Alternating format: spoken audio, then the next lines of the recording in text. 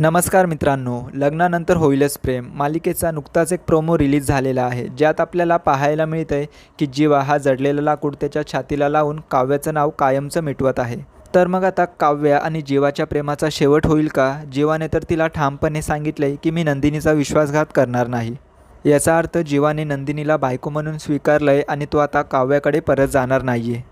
काव्यामुळे जीवाने स्वतःला इजा पोचवलेली असते, त्यानंतर त्याला आता खूपच त्रास होत असतो। तर आता नंदिनी धावतच तिथे येते आणि तिला आता सगळा प्रकार समजतो। त्यानंतर जीवाला ती रूममध्ये घेऊन जाते आणि त्याला मलम वगैरे लावून ती आता काव्याची चांगली शाळा घेते।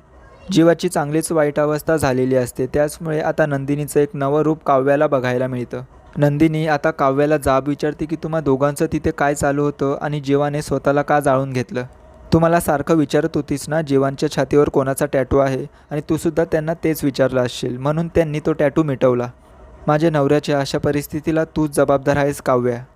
तर आता दुसऱ्या बाजूने पार्थही तिथे येतो आणि तो काव्याला जाब विचारू लागतो की तुम्हा दोघांमध्ये असं तिथे काय झालं की जीवाने एवढं मोठं पाऊल उचललं?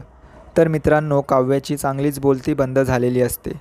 मित्रांनो, प्रेमाची निशाणी म्हणून फक्त टॅटू राहिला होता, आता जीवाने तो टॅटूही संपवून टाकला आहे। तर मग तुम्हाला काय वाटतं, जीवा आणि काव्याच्या प्रेमाचा अंत झाला आहे का, की काव्या जीवाला मिळवण्यासाठी यापुढेही प्रयत्न करतच राहील? तुमचं काय मत आहे कमेंट करा।